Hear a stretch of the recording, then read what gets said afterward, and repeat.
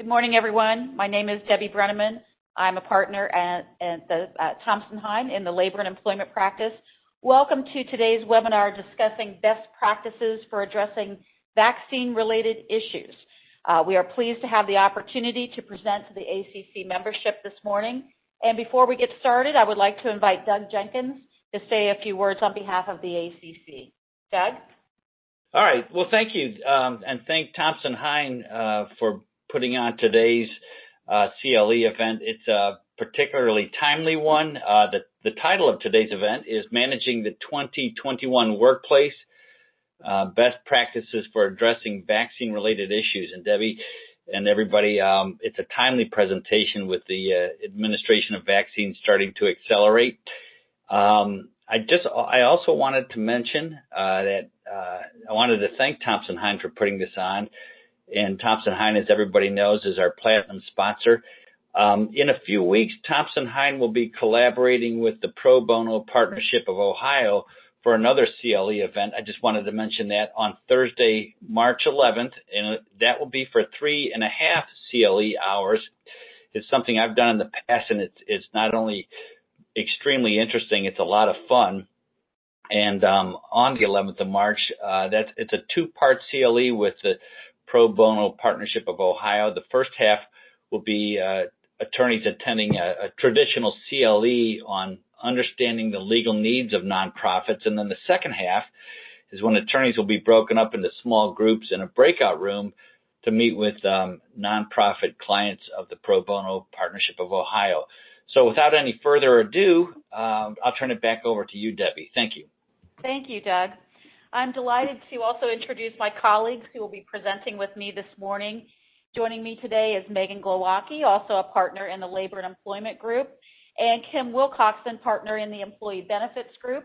As we have all become familiar with all of these web-based meetings, we do have technical difficulties from time to time, and Kim's camera is not working this morning, but you will be hearing from her a little later on. If you do have questions during the webinar, feel free to submit them using the Q&A box. We will answer as many of those questions as we can at the end of the webinar. We are offering 1.5 hours of CLE credit for today's program, so please be sure to fill out and return the webinar affirmation form. You should have already received this form from Michelle Moeller, but we will also have her circulated again after today's program just to make sure that you have it. You will need to enter a tracking code, which we will announce at the end of the program. So from now until approximately 11:30 or shortly before, we will discuss the latest developments that human resources and employment professionals are facing regarding vaccinations, COVID-19 protocols, and employee relations issues. So specifically this morning on our agenda, we're going to be talking a little bit about both the EEOC and DOL guidance on COVID-19 vaccines and what employers can do. Also talking about vaccine-related policy considerations. What do you want to require? What should you require? How should you handle it? We'll talk about current CDC guidance and ensuring a safe workplace. That guidance has changed a little bit over the last couple of months. And also, Kim will be talking about ERISA, HIPAA, and wellness program considerations as we move forward this morning. So as we get started, we'll start with a question for all of you. This is the $60 million question. Does your organization plan to mandate the COVID-19 vaccine, to encourage employees to get vaccinated, or to take no position at all? So if you could use the vote and go ahead and submit your answer, either yes, we plan to require employees to get the COVID-19 vaccine, or we plan to encourage vaccination but not require it, or we do not plan to take any position on the COVID-19 vaccine. And I will give you all just a few seconds to enter your answer in this.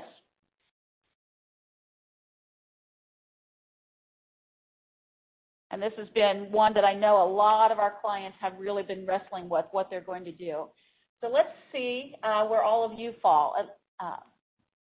Looks like primarily only a few folks are planning to require the vaccine. Most are planning to encourage the vaccine.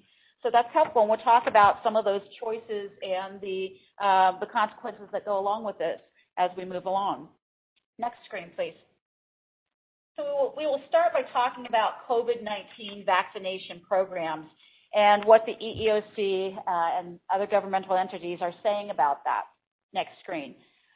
In December, the EEOC sort of debunked prevailing wisdom and did pave the way for employer-mandated vaccines.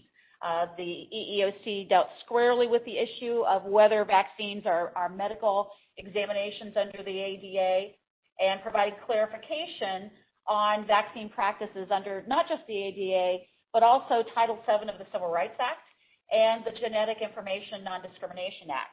Now, it's important to bear in mind that while this is guidance, it's neither binding nor law. It's the EEOC's current views on existing law, always subject to change, as we've seen their COVID guidance change dramatically from time to time. The guidance appears really to be aimed at non-healthcare employers. Healthcare employers face their own challenges and considerations with regard to vaccines. And it's important to note that this addresses the EEOC's views on the application of federal anti-discrimination laws, not state and local laws, which may differ. So before launching into a vaccine policy, it's important to address any local or statewide issues that may be on the horizon as well. Next screen. In particular, what the EEOC did in issuing its guidance is, again, determine that COVID-19 vaccines are not medical examinations. So it does not fall, it is not precluded under the ADA. If a vaccine is administered to an employee by an employer for protection against contracting COVID-19, the EEOC says the employer is not seeking information about an individual's impairments or current health status, and therefore it's not a medical examination. Similarly, proof of vaccine requirements do not constitute a medical examination according to the EEOC. So some employers are choosing not to have a clinic and administer examinations, but require some type of proof of vaccine requirements. The EEOC says while proof of the vaccine is generally permitted because it does not cross the line into a disability-related inquiry, employers do need to be careful in terms of follow-up questions. Make sure that employees are not also providing any accompanying medical information if they provide a proof of vaccine.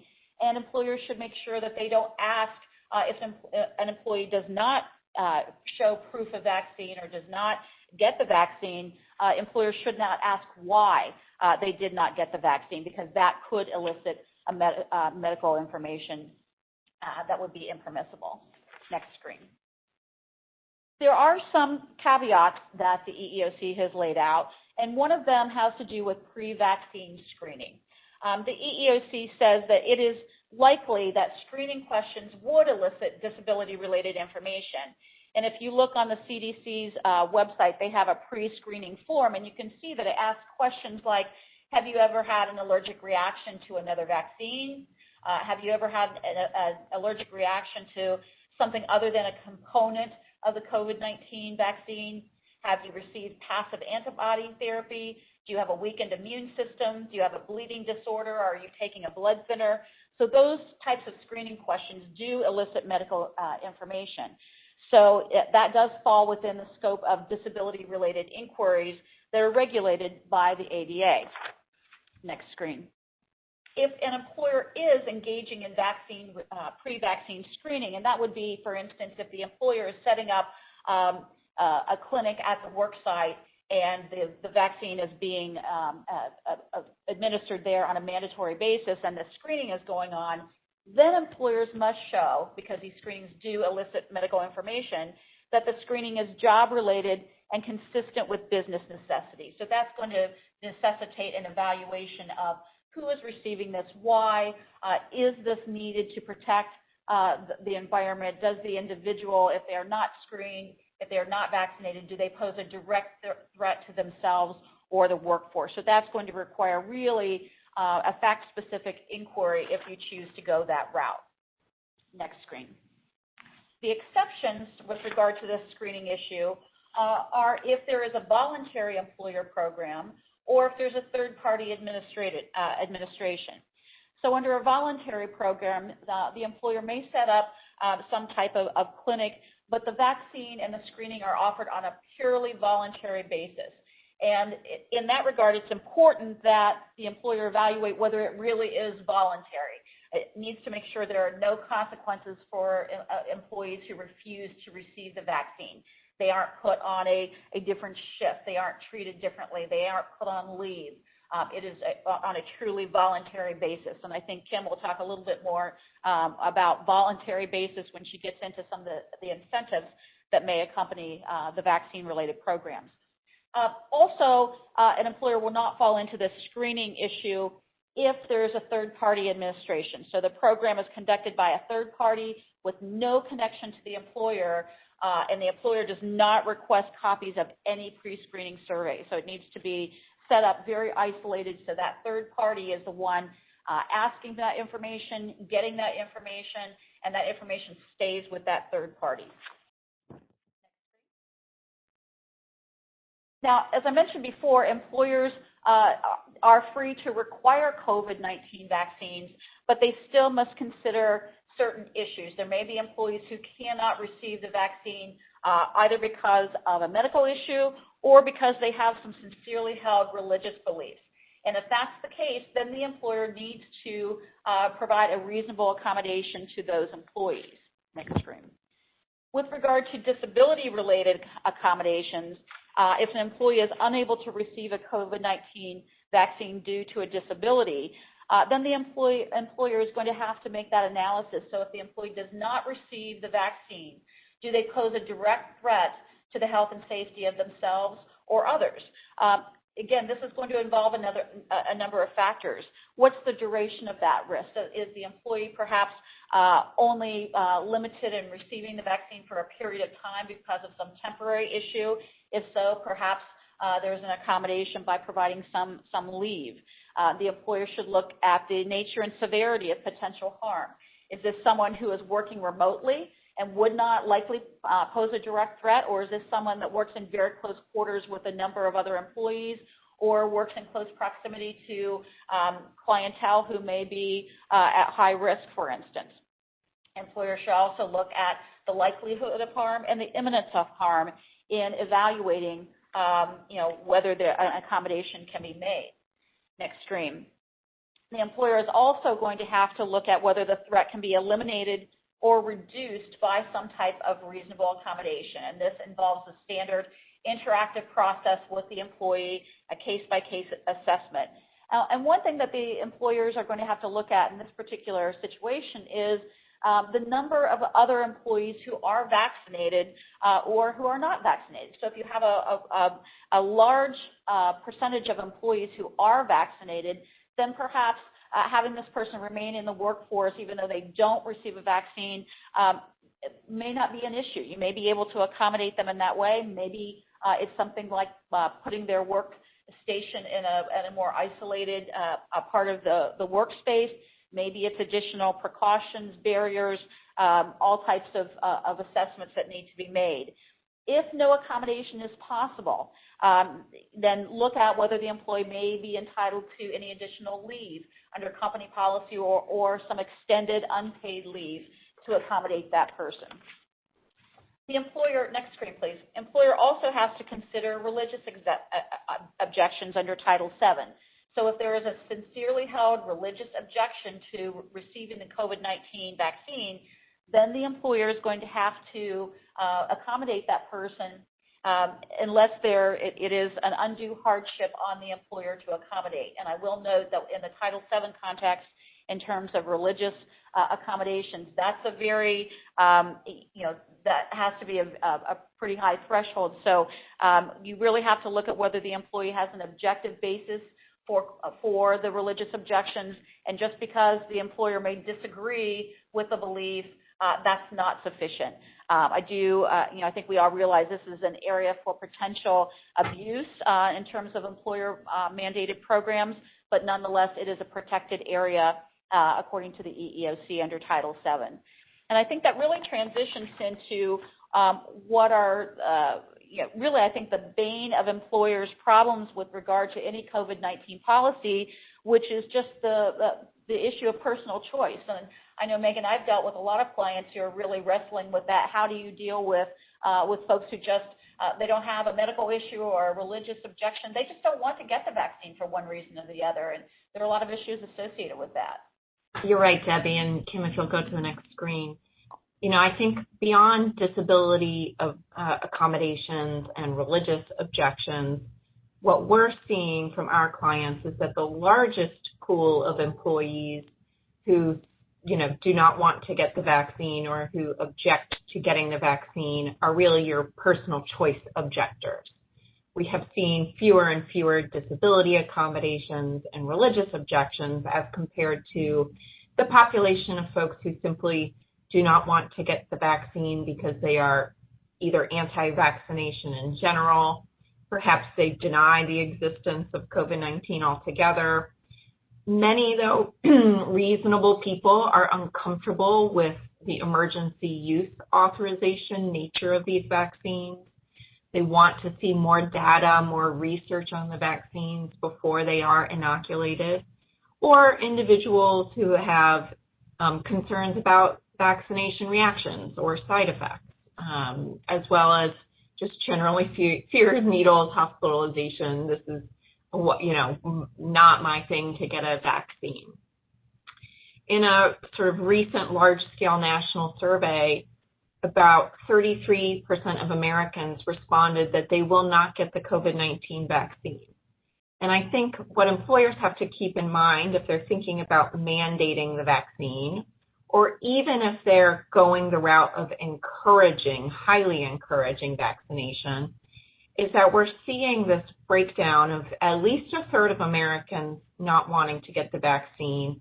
And then within that third, certain subgroups have sort of emerged as being more likely than not to object to the vaccine. And so in this large-scale survey, the objectors to the vaccine were really drawn on racial, geographic, and even age lines.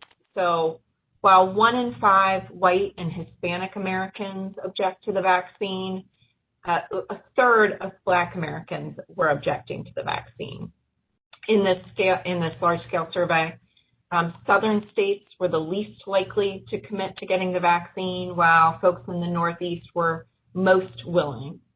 And then interestingly, on the age lines, the group of individuals least likely to get the COVID-19 vaccine were those aged 30 to 44.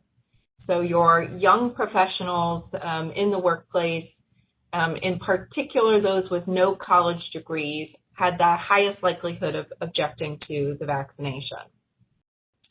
And, why is a personal choice objection problematic? Dr. Fauci has come out and said that to achieve herd immunity in the United States, we're going to need between 80 and 90% of the population to be vaccinated.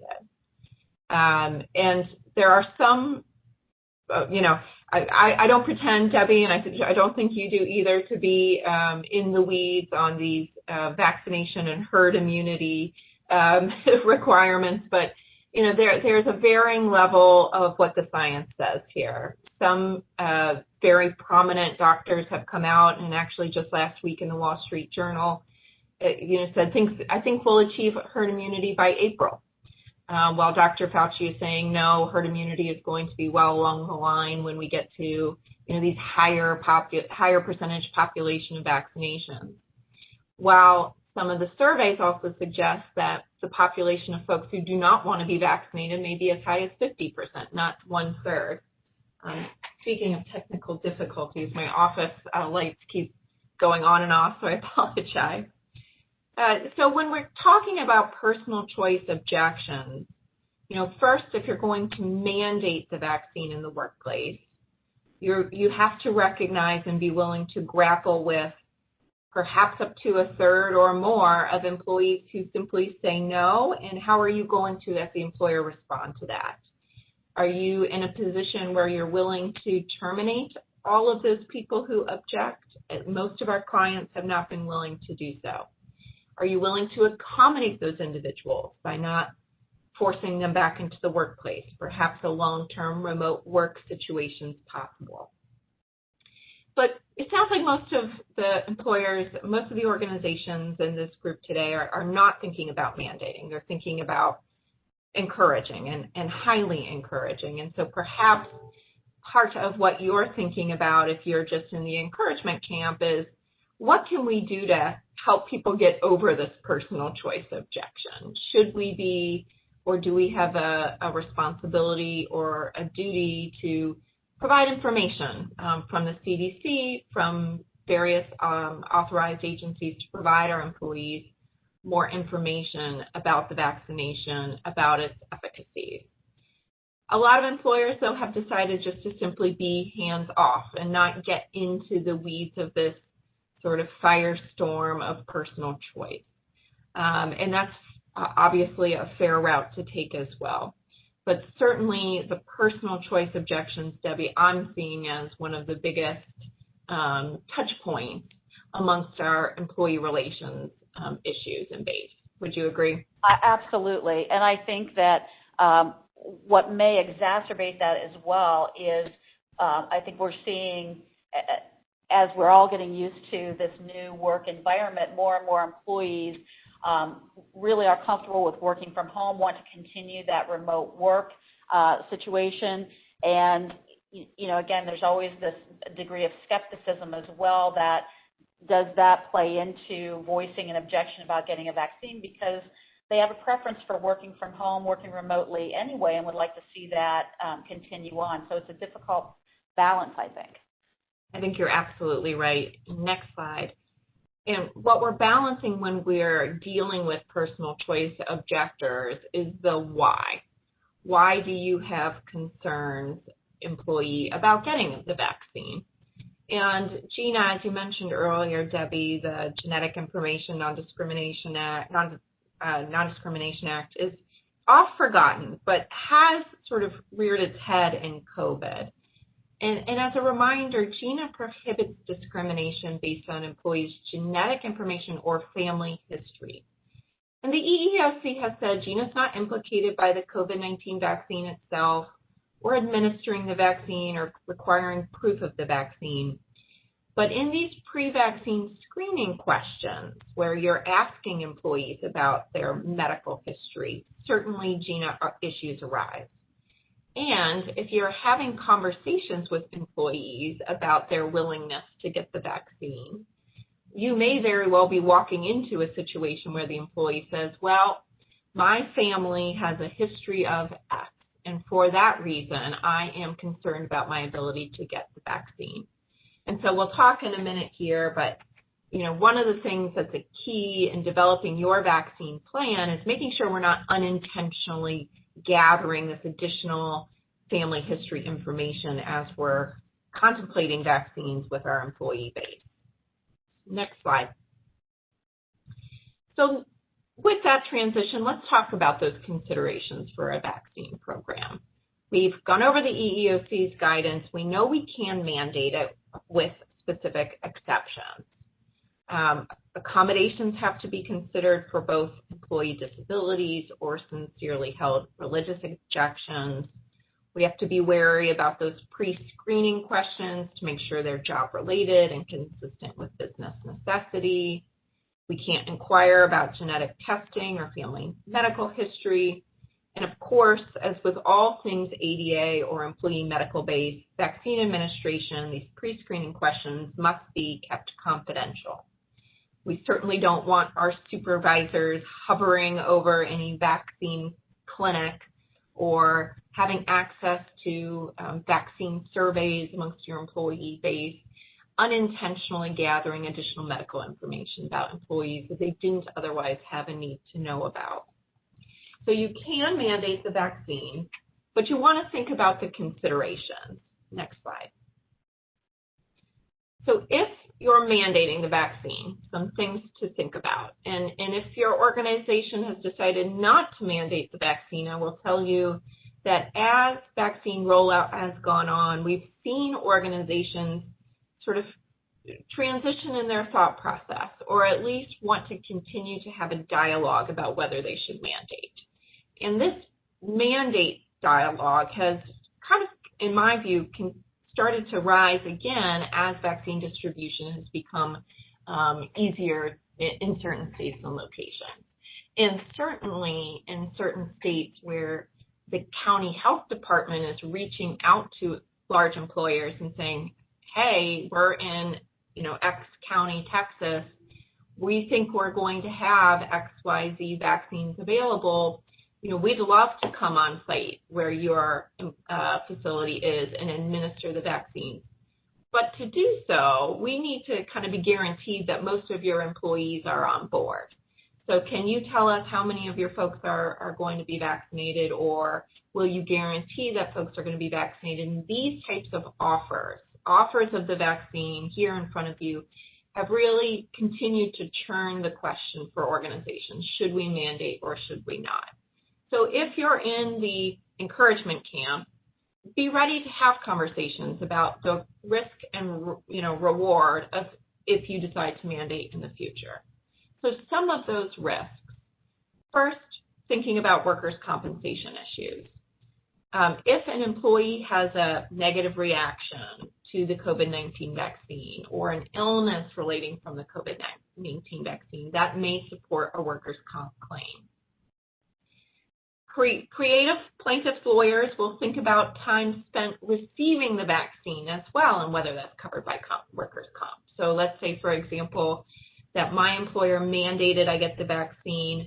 They didn't do an on-site clinic, though. I had to go out to the Hamilton County Health Department and get my vaccine. And in driving there on I-71, I get into an accident. Is that a workers' comp issue because I was getting the vaccine as part of the scope of my employment? Certainly, we will see those arguments made. It will be up to the state to determine whether they're valid or not, but I suspect those will be issues. Wage and hour is absolutely a consideration as well if the vaccine is going to be mandated. First, the vaccine and its administration should be paid for by the employer, similar to any type of pre-employment physicals or drug screening tests. We cannot shift the burden of the cost of the vaccine onto the employees if we're mandating it. Time spent receiving the vaccine is compensable as well. So go back to my hypothetical of Megan has to go to the Hamilton County Health Department to get the vaccine. The time I spend in transit, waiting to get the vaccine, getting the vaccine, and if I'm not released after that to come home, could all arguably be compensable time. And because of this, most of our employers who have decided to mandate the vaccine have really opted for on-site clinics. That cuts down on the amount of compensable time spent traveling to or receiving the vaccine. But also consider, though, that if you have a facility with multiple shifts, particularly if you have folks who have call-in pay or various types of requirements, if you're asking or mandating that a third shift person come in to get their vaccine on first shift, think about whether there are additional wage and hour components of that requirement. So next slide, please. A few other mandate issues. Certainly, if you have union employees, you will need to consider whether the collective bargaining agreement provides express authorization for a vaccine mandate or program. I've been negotiating collective bargaining agreements for over a decade. I've never seen one of these provisions in a CBA. So if you have one, share it with me. I'd be interested. Most are not. And mandating that union employees get a vaccine is certainly a term and condition of their employment. So you would likely have a duty to bargain with the union before you could implement a mandatory program for those CBA employees. And then finally, it's obviously an employee relations issue. As we talked about earlier, Debbie, the employee personal objection will come into play if there's a mandate, whether that's one employee or a third of your employees. The other employee relations issue, though, is the vaccine really available to everyone in your organization or at that site where you want vaccinated? We haven't talked too much about the process of vaccine distribution yet, but it is very specific as to what state your employees are located in. Although the CDC has given its broad guidelines as to how they think the vaccine should be distributed, you've heard by now phase 1A, phase 1B, phase 1C. The states are not required to follow that. And most states have either taken the CDC's guidelines and tailored them, or frankly abandoned the CDC's guidelines and gone their own route. So for example, if anyone on this call saw Governor DeWine's press conference yesterday, he talked about the next stages for Ohio's vaccine rollout. And unlike the CDC's guidance of moving from healthcare workers to based on age to then essential workers, it appears that Ohio is going to follow more of an age-based guideline, where right now individuals, employees or otherwise, who are age 65 and up are eligible for the vaccine, and effective February 1st, teachers were eligible for the vaccine. The next steps of our rollout, it appears, are not going to be directed towards essential workers. There is an opening for a specific group of people with underlying health conditions, but then the next groups up for vaccination just go by age again. So we'll move to folks age 60 and up, and then 55 and up, and age 50 and up. So if you were an Ohio-based employer contemplating whether your very essential workers, manufacturing, production, services-based, were going to be next in line for the Ohio distribution, it looks like that may not be the case, and instead distribution is solely going to be age-based, which could impact how you are able to mandate your vaccination, or how you're able to get enough vaccines to inoculate your facility. And of course, if a high population of those employees object to getting the vaccine, it may simply not be possible because of your inability, rightfully so, to perhaps either accommodate or backfill those employees who refuse the vaccination. Next slide. And then from a voluntary program perspective, which anecdotally, I would say probably 80% of the employers I work with have decided to go with an encouragement program as opposed to mandate. Debbie, does your client base seem to be about the same, or 80, 75% of folks encouraging but not mandating? I would say so. I've seen some sort of national-based studies that showed a month or so ago that showed something like 60% choosing voluntary, but my experience has been much higher than that, it is more like 75 to 80% of the folks that I'm dealing with are opting for some type of voluntary program. And to your point, a lot of that right now may be in part motivated by the structure of the vaccine process. And as this plays out, maybe there's some shift toward, a mandatory type of program, but that certainly at this stage, that's what I'm seeing as well. I think you're right. And part of the reason more of our clients have tended towards a voluntary program is because the voluntariness eliminates a lot of these underlying employment issues. So if the vaccination is completely voluntary, there aren't these same wage and hour considerations. If an employee is encouraged to go off-site and get their vaccine, you don't have to pay them for the time in transit or the time getting the vaccine. If the vaccine is purely voluntary, it reduces that potential exposure to workers' comp claims if there's an adverse reaction.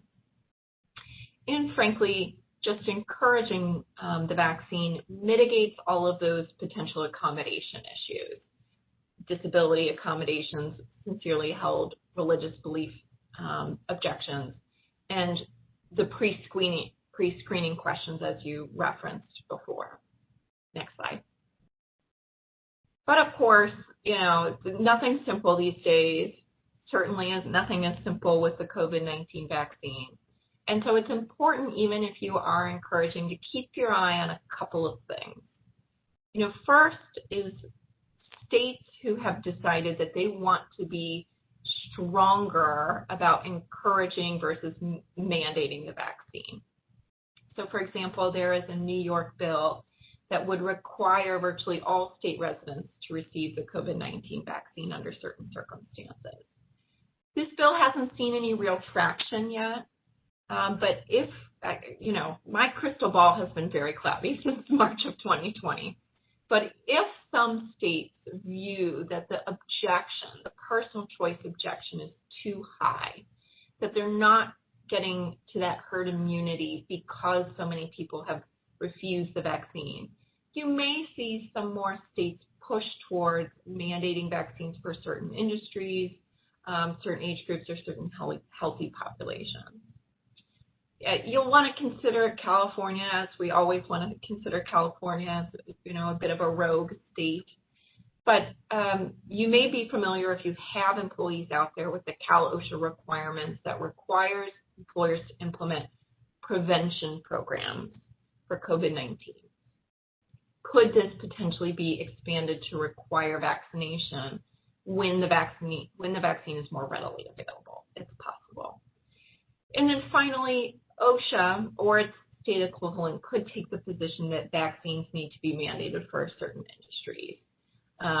Certainly, OSHA has been highly focused since the pandemic started on certain manufacturing, food production, other types of industries that have seen, sky-high infection rates within their facilities, simply because of the nature of how employees are working vis-a-vis each other. If OSHA decides under this new presidential administration to take a harder stance, it may require a shift in your approach to mandating versus just encouraging.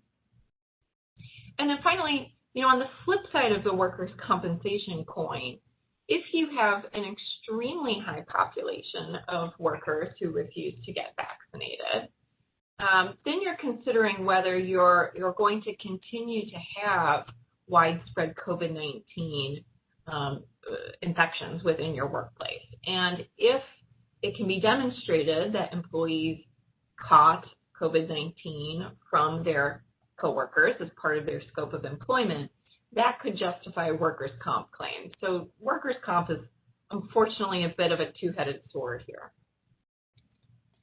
Next slide. And so Debbie, there's a lot of considerations when we think through the legal issues, the non-legal but personnel issues. I'll toss it back to you to kind of talk about how do we put together a vaccine policy, whether we're going to mandate or encourage. Yeah, and this is, since we all started doing this a year ago, talking about COVID and employers' reaction to it and how they manage the workplace. We've said from the earliest webinars that it's important to have a plan. It's important to really put some thought into that plan, to have point people for it. And I think the same is true for this next step in our COVID-19 journey, which is the vaccination policy. One thing that I was thinking about when you were speaking, Megan, is that there are certainly employers that may have a multi-tiered approach to vaccinations. It may be that they don't need to mandate for certain categories of workers, but maybe in their production line they do decide they need to mandate because there's no other way to control. So regardless of whether you have a tiered approach, a voluntary approach, or a mandated approach, if you have some approach that you're taking in the workplace, it really is important that employers take some time and develop that policy. And there are a lot of considerations that go into that. First is there should be a written policy that is communicated to workers, and that should start with communicating the company's position. Are you mandating? Are you requiring proof? Are you just encouraging it? And even if you're just encouraging it, it's important in that communication to think about what information do you want to put in there? Do you want to include CDC guidance, any state-issued guidance? Do you want to put information in there about the availability of vaccines? Certainly, Kim will talk about some of the benefits issues. You want to outline any position that you're taking with regard to incentives and how employees do obtain those. And you also want to explain the procedure. that the employees have to undergo. If you're requiring, are you having an on-site clinic? What's the time frame? If not, when do they have to go? Are there certain places that you want them to go? What should the proof look like? Again, reminding employees if they are providing proof of vaccination, whether that be for an incentive or for a mandate, remind employees provide only the proof of vaccination. No additional medical information should be submitted, and employees should be reminded of that. If you're paying for the vaccines, that policy, that procedure should be spelled out. Some employers are choosing to have arrangements directly with third-party administrators and pay them directly. Others are exploring reimbursement. So you need to outline what that process is, how the employee complies with it. If you do have a mandate and an employee declines to take the vaccine or is unable to receive the vaccine, you need to identify in that policy what that looks like for the employee, what the employer's, what your response will be. But included in that has to be those protections that the EEOC requires. So yes, you do need to outline that you will accommodate needs with regard to disability-related issues or religious objections. And I understand that sort of spells things out for folks that may just have a personal objection and want to latch on to something, but it is important that those provisions be included in any policy that's provided to employees. And certainly do, within that policy, emphasize to employees that all of the information, just like any other medical information, will be kept confidential. And that includes their objections, any requests for accommodations. All of that should be kept confidential. And I think all of that should be kept in that separate file like you do any other kind of medical information, not just generally in the employee's personnel file. Next slide, please. Part of this initial consideration or developing consideration is also thinking through the administration of how this is going to work. So if you are, regardless of whether you're mandating or requiring, are you going to provide some type of on-site clinic? Will you have designated off-site clinics, and again, will you just require some proof of vaccine without further guidance?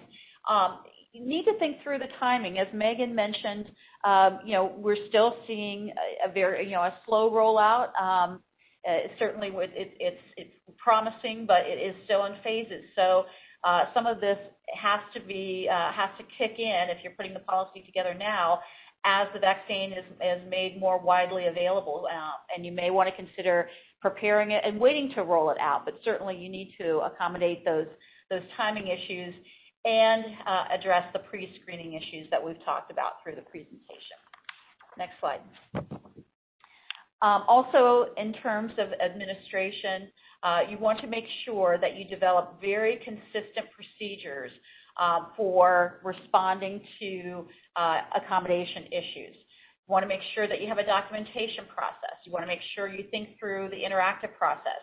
I strongly encourage that there be, again, a point person so that this is uniformly applied. This is somewhat unique because you're rolling out, whether it's a voluntary or a mandated procedure, you're rolling out something, a new process that could incite a number of disability-related requests for accommodation, in sort of a flood, where in normal course these things arise, happen, as they occur. This is going to prompt a number, potentially, of issues. And I'll ask Megan, have you seen anything? I've seen some discussion that even if if there are just incentives with regard to the vaccination, I've seen some discussion that there may be a requirement to accommodate folks who have disability-related limitations if they can't, receive the vaccine, that maybe employers will be required to provide those incentives to folks who have disability-related reasons for not receiving the vaccine. Megan, have you seen anything in that regard? I haven't yet, Debbie, but I think you're spot on, which is for folks who simply cannot get the vaccine for underlying medical conditions as established by their doctor, Under the normal ADA type rules, we would say you can't treat those individuals differently because of their disability. So the question isn't just, can we accommodate them by not getting the vaccine, but are we treating them equivalently? And those can be potentially two different questions. And so I think particularly if there's a mandate, any accommodations for folks who refuse to get the vaccine or cannot get the vaccine, as well as how you're treating those folks, should be kid glove, very well thought through, and sort of not just a sort of informal process. There should really be some thought given to treatment of those individuals. Yeah, agreed. Yeah. And really, I think training is key here as well, regardless of what your policy is. Make sure HR staff absolutely are trained on what the policy is, what it looks like, the accommodation procedures. And I suggest that managerial staff be trained on that as well. Frontline supervisors who are going to be interacting with employees who are going to have a lot of questions about this. Make sure they understand what that policy is, what it looks like, who the point people are, who to go to. And, unfortunately, we're going to still have to be using existing measures for safety, even if, a majority of your workforce does receive the vaccine. I cringed a couple of days ago when I heard Dr. Fauci say we're probably going to be wearing masks for another year. Almost lost my mind when I heard that, but I think certainly the CDC precautionary measures that employers should be taking and outlined by other agencies as well are not going to go away anytime in the near future. So you're going to have to make sure that you're still maintaining social distance, you're still looking at limiting use of common spaces, facial coverings, disinfection efforts, frequent cleanings. Those sort of practices are going to remain with us for a while as well. Debbie, your comment about training is spot on. When I and you as well litigate cases, we're always watching for the cases that are being filed. What is the trend? And what I'm seeing are a lot of cases where frontline supervisors have made comments, taken actions, which I can guarantee you, if they're true, we're not in keeping with HR or legal policies on how we would want to treat individuals who have COVID-19 or vaccine-related concerns. And so when HR or legal has a wonderful policy, that's great, but the liability doesn't mitigate or reduce unless everyone in the organization with some supervisory responsibility is on board with what the policy is and how it has to be administered. Next slide, please. In particular, this issue comes up with how do we talk to employees about the vaccine. And so I mentioned earlier we're getting counties who are contacting employers saying, would you like the vaccine? Can we do an on-site clinic? But before we do that, we need to know how many of folks would be interested in getting the vaccine. And you certainly, as a response to that inquiry from a health department or from your own initiative, ask employees about their interest in obtaining a COVID vaccine. But you have to be very careful to avoid intentionally or inadvertently asking for this broader health information. It would be very problematic to say to your frontline supervisors, hey, do a quick survey of your folks and let us know how many of them would get the vaccine. Because in my mind, that opens up Pandora's box to conversations where the employee is having with their supervisor, no, I'm not going to get the vaccine or I'm not interested in it because I have XYZ underlying health condition. And guess what? We, the employer, didn't know about that before. We had no reason to know about that. But now we have this medical information. In fact, the supervisor has this medical information. And if that employee is treated negatively, in their opinion, down the road, might they connect that underlying health history with why they didn't get a promotion? why they didn't get moved to XYZ shift. And those are real concerns and considerations when we see the types of cases that are being brought right now. So certainly you can poll employees, but I recommend doing so in a yes-no fashion, anonymized to the best possible, meaning we don't know who the employee is or how they responded. We did this in a survey method, either paper or electronic, but we're making sure we're not asking open-ended questions or engaging in this dialogue where we can get inappropriate information out of it. Next slide, please. And one last in the weeds type vaccine issue. Some states are distributing vaccines by essential worker groups. So ignore what I said about Ohio. There are other states whose distribution rollout plan will move into certain essential worker phases. And there's obviously an open question on how do vaccine providers, if Walgreens or Target or Kroger pharmacies are allowed to distribute vaccines to essential worker populations, how do they make sure that who they're getting or who they're dealing with are essential workers? Some states, I understand, are developing a specific form or an attestation. Some states have said we're just going to rely on people's good faith honesty to self-attest that they are an essential worker. But some of our clients in these states have been asked by the employees to issue an essential worker verification letter, which basically means I, the employer, attest that I have someone who qualifies under the state's applicable vaccine rollout plan. And I'm comfortable with an employer issuing this type of verification as long as it's true, right? Obviously, you should do your due diligence to look at the state's plan and say, yes, this employee's job duties qualify. And don't simply print 50 of these and hand them out at will to your employee population in that state.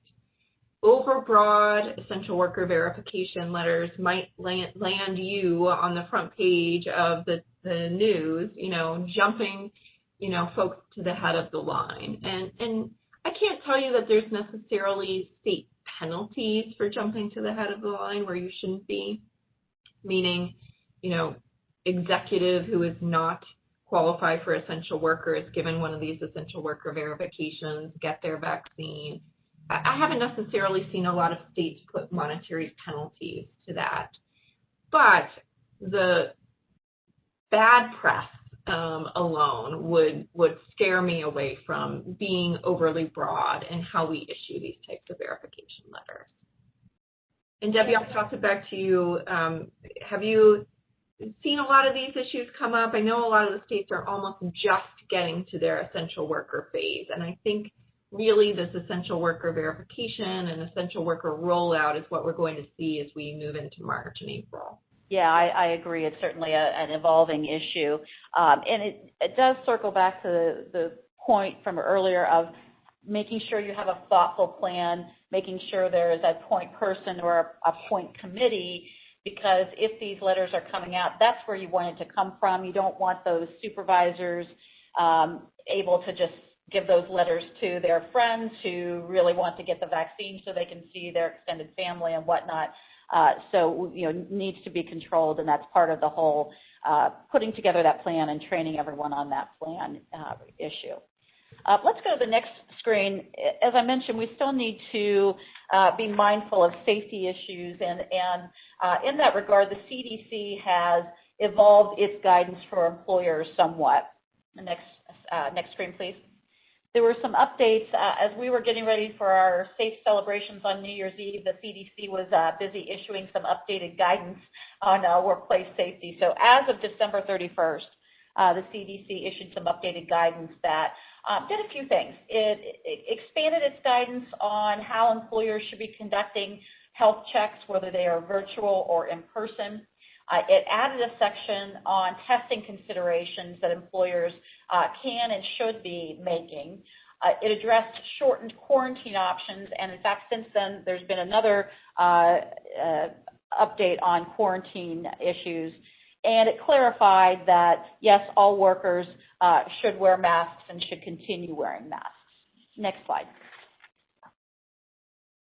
With regard to testing, the CDC came out and said, look, employers, we think you should be implementing an approach to requiring tests, COVID-19 tests in your workplace. And in fact, you probably should have a combination of approaches. So among the approaches that the CDC outlined was some type of initial testing of all workers entering the workplace. And this is a little bit vague, but it could be if you're still having employers just now return to work from a remote work or from layoffs, then that might be an opportunity to test workers. Periodic testing at regular intervals is something that the CDC has suggested. Again, we are seeing testing more readily available, so that's more manageable at this point. But I think that if you're doing that, it certainly can be another tool for you to use. The CDC is encouraging a testing protocol, but think about that. And you want to make sure you're being very consistent in that regard in how you're applying those testing, so you're not accused of singling out workers, for any kind of, based upon any discriminatory rationale. And the CDC also suggested that employers consider targeted testing of new workers or workers returning after a prolonged absence. So maybe testing of workers who've been out on a medical leave, maybe testing of workers who've been on vacation or some other extended absence, layoff, for instance. So the CDC is suggesting that employers really look at testing and incorporate that into their COVID-19 policy. Megan, have many of the employers that you're working with implemented a testing plan as part of their policy? I haven't. I think early on last year, probably in the fall, was when we had some level of return to work testing policies implemented, meaning somebody went out on a significant or COVID-related leave. They were required to have a negative test before entering the workplace. I haven't seen a lot of folks, a lot of organizations do periodic testing at regular intervals, or, a combination of approaches here with initial testing entering the workplace. I would expect, though, that what we might see, particularly as these rapid tests become more and more accurate, and as those rapid tests start to roll out for things like stadiums, concert venues, if that becomes both accurate, commonplace, and economical, we might see those types of solutions starting to, take place in the workplace. But I think from my vantage point, those are still yet to be seen on a wide scale basis. Agreed. As we see sort of governmental influence in requiring testing, we're now seeing required testing to re-enter the country when you travel outside of the United States. And, we may see evolving governmental type requirements with regard to testing. So I think that's certainly something, in the next 12 months or so that we really need to keep an eye on. Next slide, please. Another thing that the CDC updated its guidance on was quarantine options. And this was another, somewhat confusing section of the guidance that the CDC continues to say, well, 14 days is really the best route, but there may be times that you can do shortened testing. So as of December 31st, what the CDC said is that quarantine can end on day 10 for somebody who's been exposed. It can end on day 10 without testing if they've not had any symptoms at all during daily monitoring during that 10-day period.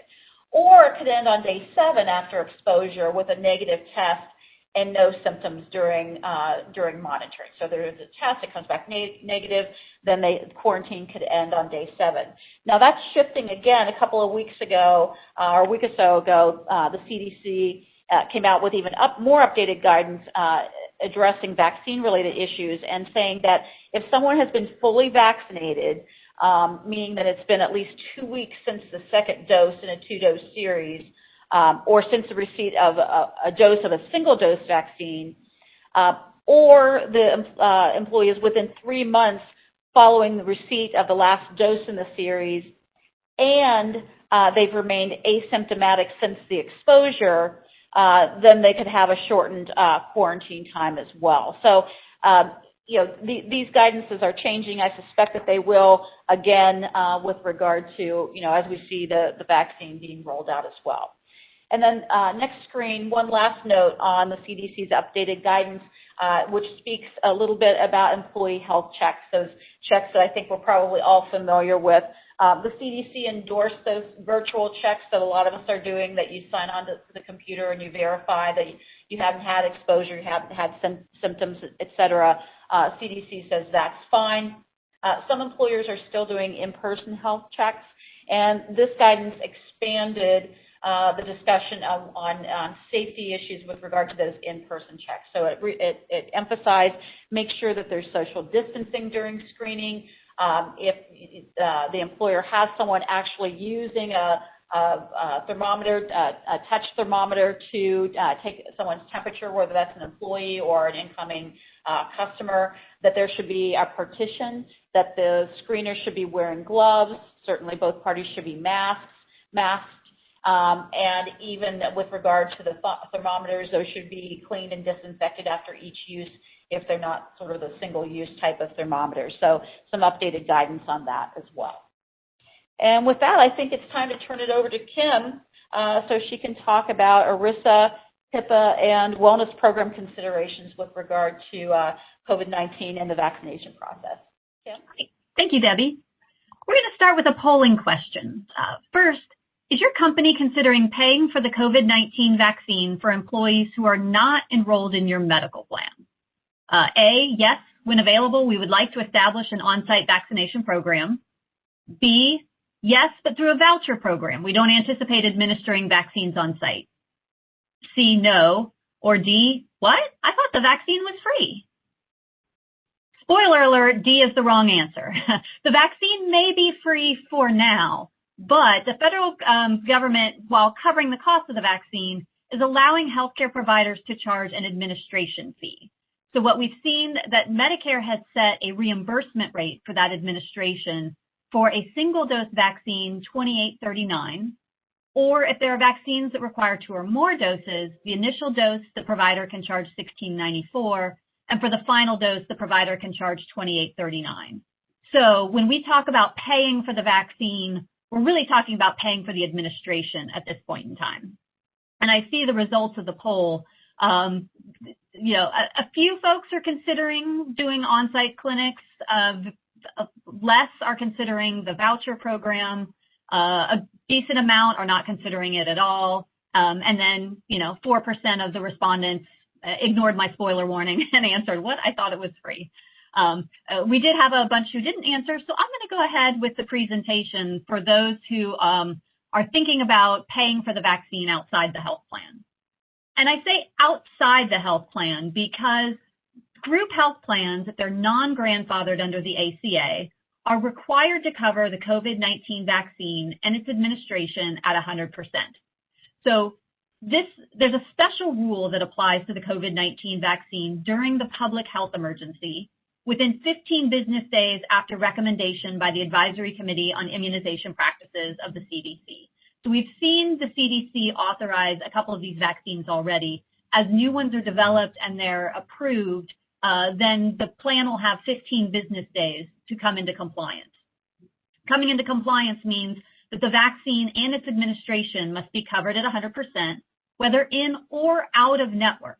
And so for those out-of-network providers, the plan must pay a reasonable rate. And the regulations suggest that that Medicare rate that we just mentioned could be considered a reasonable rate for this purpose. Now, although the vaccine and its administration must be covered at 100%, the office visit where an employee goes to get the vaccine could be subject to cost sharing, co-insurance, co-payment, deductible. And that's the case if the provider bills for the office visit separately, or if the primary purpose of the visit is not to obtain the vaccine. So I go in to see my doctor for an earache, and while I'm there, I get the COVID-19 vaccine. the health plan must cover the vaccine and its administration, but it doesn't have to cover the cost of that office visit. Now, after the public health emergency, and the public health emergency declared by HHS is currently scheduled to expire around April 20th. The public health emergency can be renewed for 90-day periods at a time. Unofficially, I've heard that there is an expectation that this public health emergency will last, beyond April and maybe even through the end of the year. But after the public health emergency, then the general ACA rules on preventive care apply, which means that the COVID-19 vaccine and its administration would be covered at 100%, but only in-network. You would not have to cover an out-of-network vaccine at 100%. And your general plan rules would apply to determine how much an out-of-network provider would be paid. And the cost sharing for the office visit is the same, regardless of what time period we're talking about.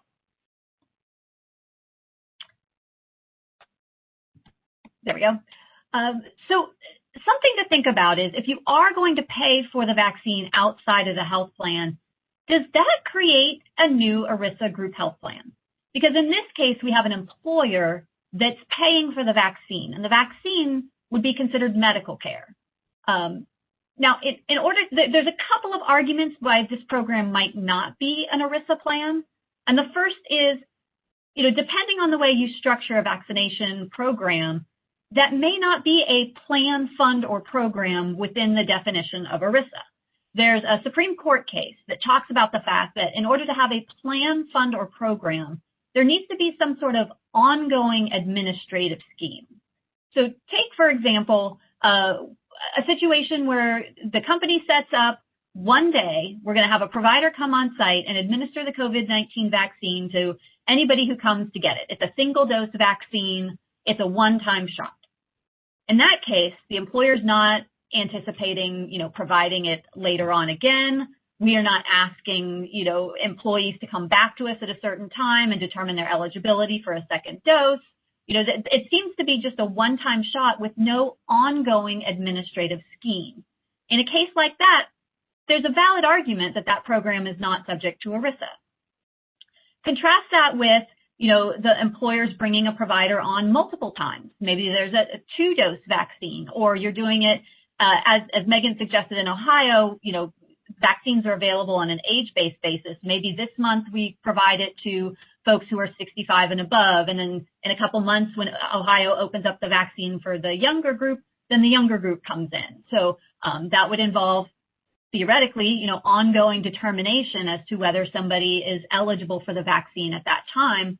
That could then, give us a plan, fund, or program. Now, if it's a one-time shot, but a double dose vaccine, does the fact that we're bringing the provider back on to administer the vaccine again in 2 weeks to the same population, is that an ongoing administrative scheme? I don't know. Certainly there's arguments both ways, but, employers who want to be cautious would treat that as an ERISA plan. So and I mentioned there were a couple ways. I just want to mention real quick, there is some guidance from the Department of Labor from a while back on drug testing programs, where a drug testing program was not considered an ERISA plan because essentially there was no medical care being provided. An individual provided a sample, that sample was analyzed to determine whether there were, drugs in the system. Here, we're administering a vaccine, we're injecting something into a person's body. I think that you would be hard-pressed to argue that that's not medical care. And so I would be hesitant to rely on that particular guidance, although, there may be opportunities to rely on it and make that argument. But I think the vaccine is significantly different from a drug testing program. So assuming that we do have an ERISA plan, we need to think about how to deal with, all of the requirements of ERISA and group health plans. I've listed a few of them here on the slide, which we'll talk about this morning. One is, for ERISA, you have to have a written plan document. You have to have a summary plan description, which is a plain English description of how the plan works. And you need to report information about the plan on a 5500, a Form 5500 that's submitted annually to the Department of Labor. If it's a group health plan that's subject to ERISA, it's also subject to COBRA, which means that if coverage under the plan terminates as a result of a qualifying event, say, a termination of employment, then you have to offer that individual an opportunity to continue to participate in the program even after termination of employment. Under COBRA, typically you can charge an employee up to 102% of the cost of coverage to continue that coverage during the maximum COBRA period. And you have to provide notice to anyone who is entitled to elect COBRA to let them know that they're entitled to elect COBRA and how to do that. Group health plans are also subject to requirements under HIPAA. There are non-discrimination requirements, including restrictions on how you can develop wellness programs, which we'll talk a little bit more about when we get into the incentive part of the presentation. But we also have privacy concerns under HIPAA. You know, if we've got information about who is getting the vaccine, if we're contracting with a provider to do this for us, we may have some information from those pre-screening questions. Then we've got to figure out how to keep that private under HIPAA. And do we need business associate agreements with the provider? So a lot of questions to consider there. And finally, the ACA. If we have a group health plan under the ACA, and that group health plan is not accepted, that it's not an accepted benefit, then it has to comply with a couple of different requirements, one being that it has to cover all recommended preventive care. Now, a vaccination program is going to cover the vaccination, which is preventive, but it's not also going to cover everything that the ACA requires to be covered under a preventive care program. So if we're offering this type of vaccination program and it's subject to the ACA, we've got to figure out a way to address that fact, which we'll talk about here in a minute. So let's just take these one at a time. Under ERISA, there's a couple of different options for dealing with the ERISA requirements for plan documents, summary plan descriptions, and Forms 5500. You could treat this vaccination program as its own plan, in which case you would need to develop a plan document. It would need to have a summary plan description, and you file a separate 5500 for it, independent of anything else you're doing with your current plan.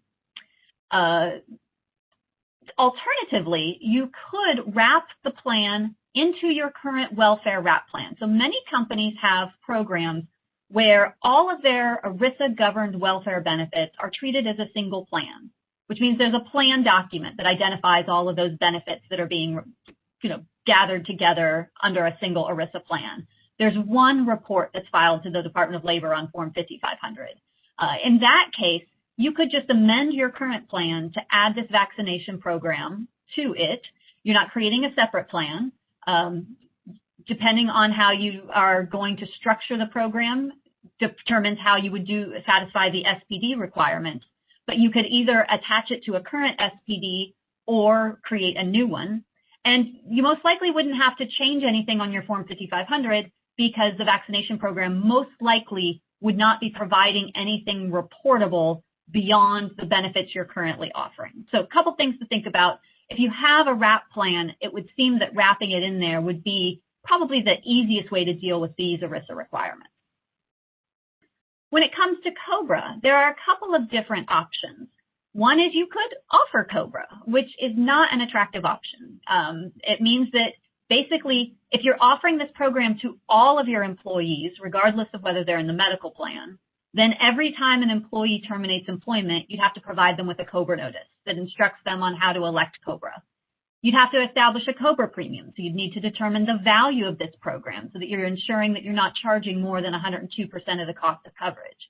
And then you need to figure out how to collect premiums and administer COBRA. So there's a lot of work that goes on with that.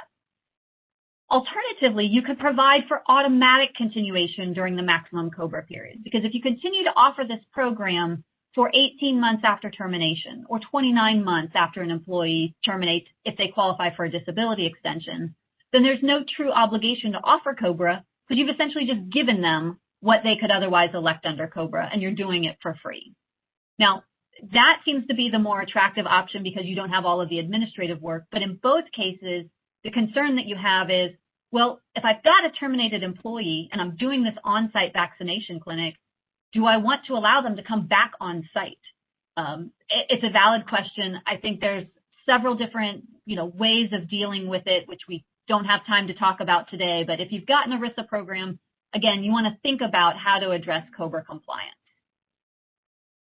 With respect to HIPAA and the ACA, really our goal with the vaccination program is to be an accepted benefit. Because remember, I said that ACA requirements don't apply to accepted benefits.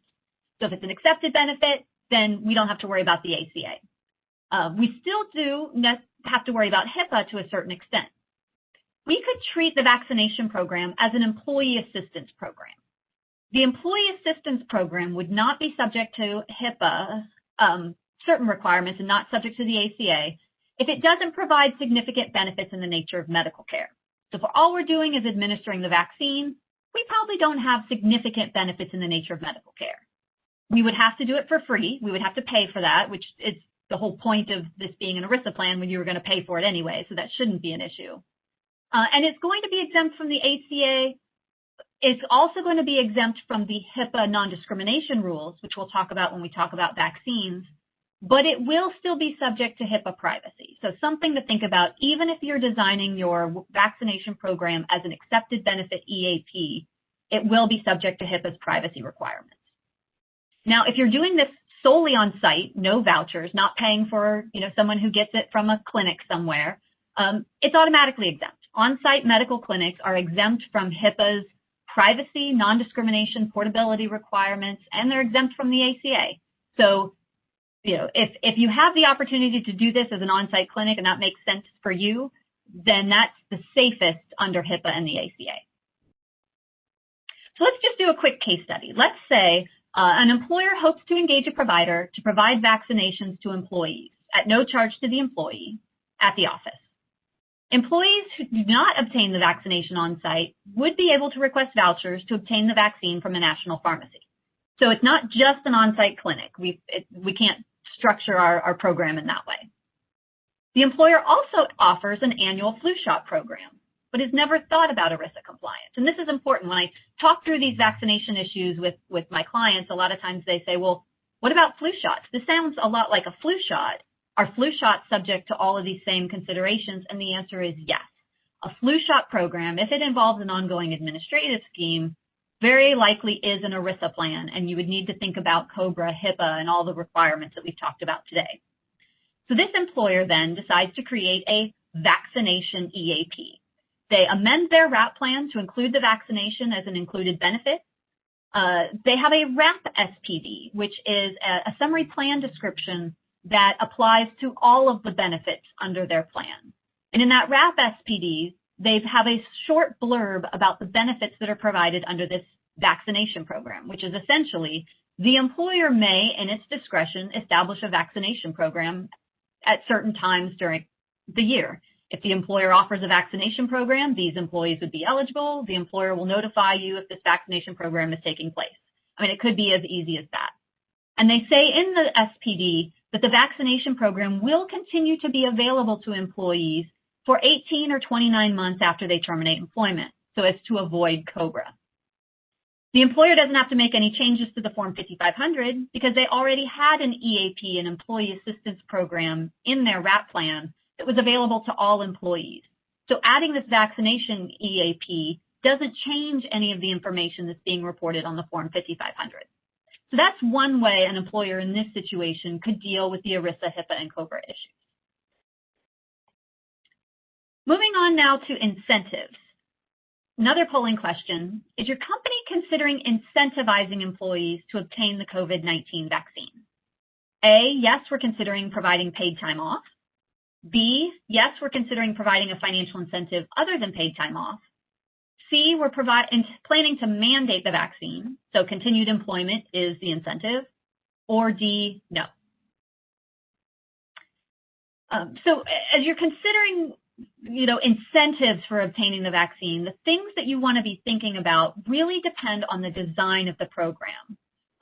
Is the incentive available solely upon an employee showing you proof of administration? Or does the vaccine have to be administered by a provider that's under contract with the employer? That's, I'm setting up an on-site clinic, and if you come to my clinic, then I'll give you the incentive. Or will the cost of the vaccine and administration also be covered?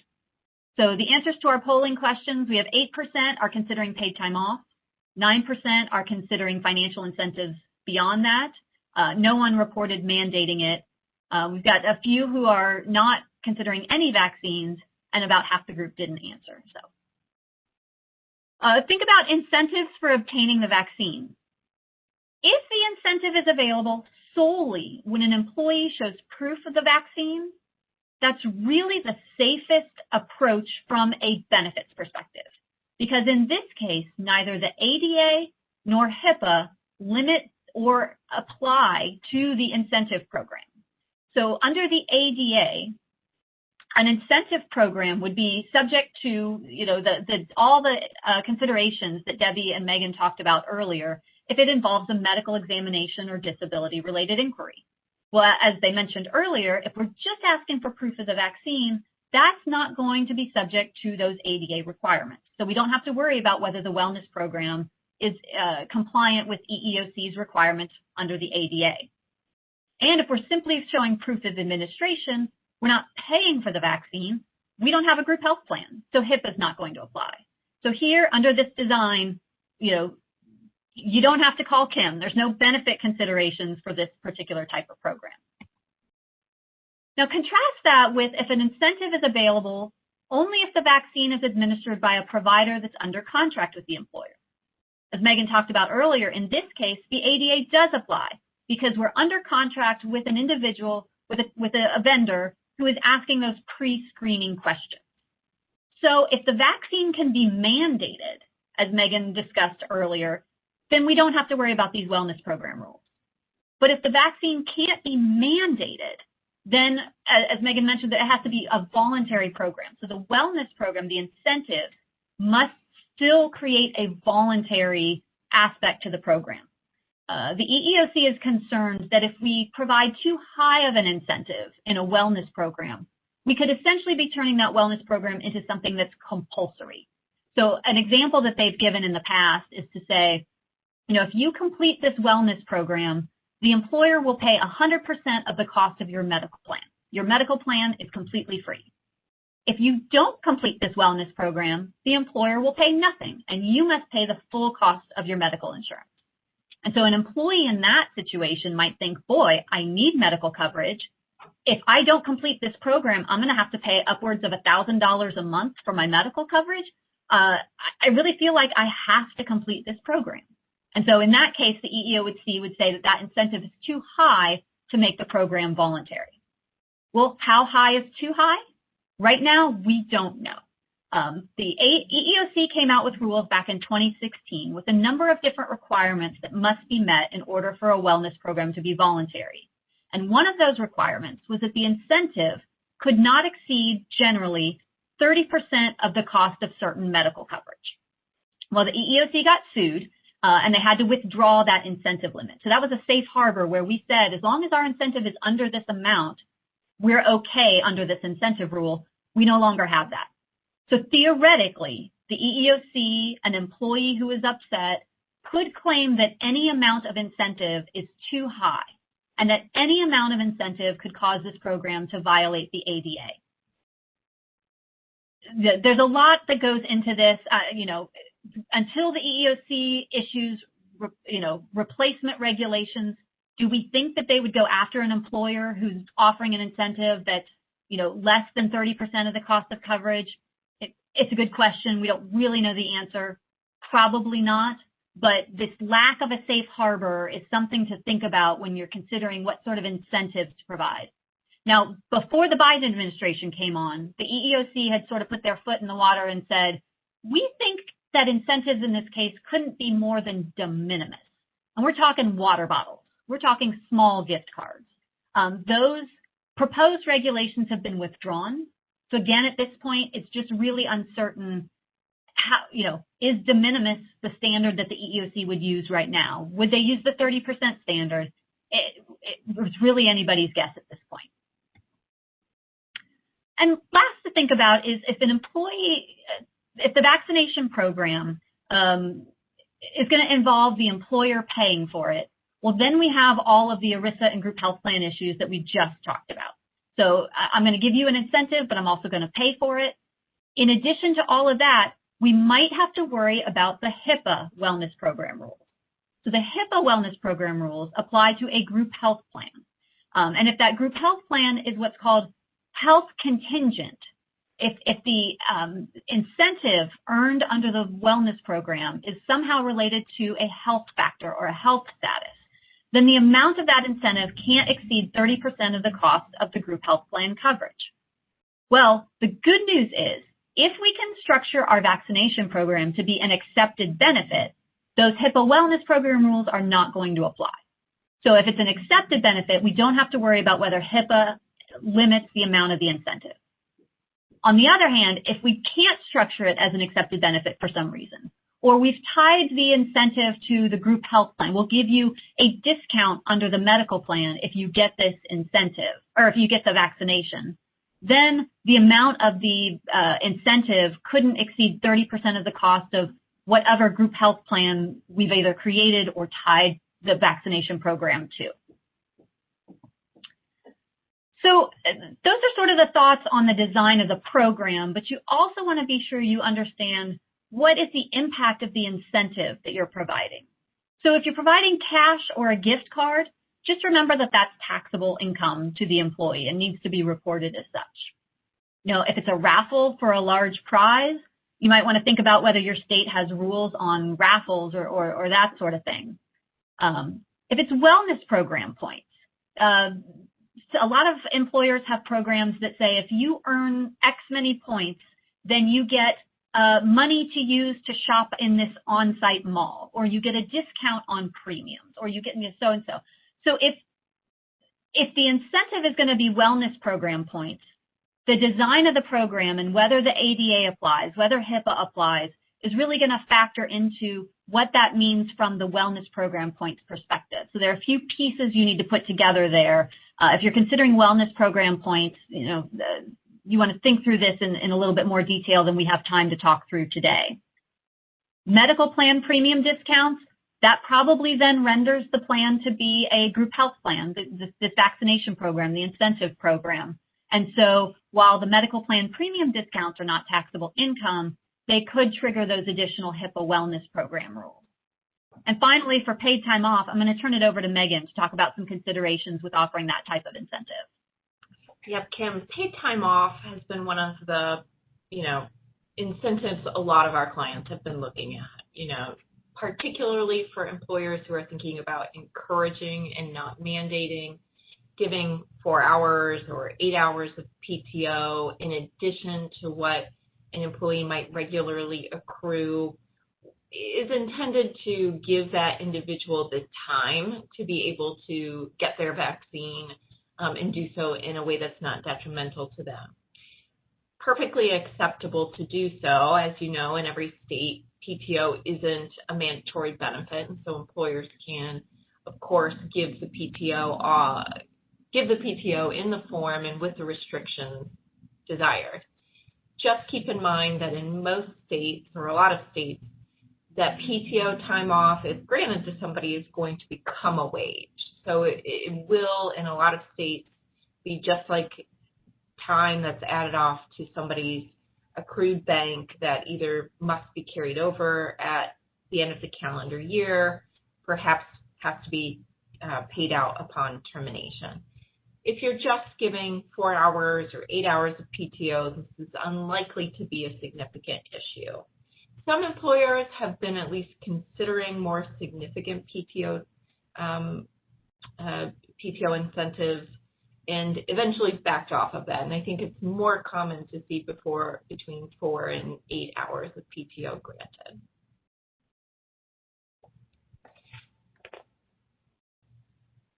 But I think that is all we have for today. So Debbie, I'll turn it over to you. Yes, thank you. We do have a little bit of additional information. If you are seeking CLE for today's program, the tracking code is 2021 Workplace. Again, that tracking code is 2021 Workplace. And we are at the end of our time, but if you have questions after today's webinar, please feel free to email or call any of us. You will also be prompted at the end of the webinar to take a quick survey. Your feedback is important, and it does help us to tailor future ACC programs. So if you would take a moment to take that survey, we would appreciate it. Thank you, Megan and Kim, and all of you for your interest in attending today's webinar. Enjoy the rest of your day and stay safe. Thanks.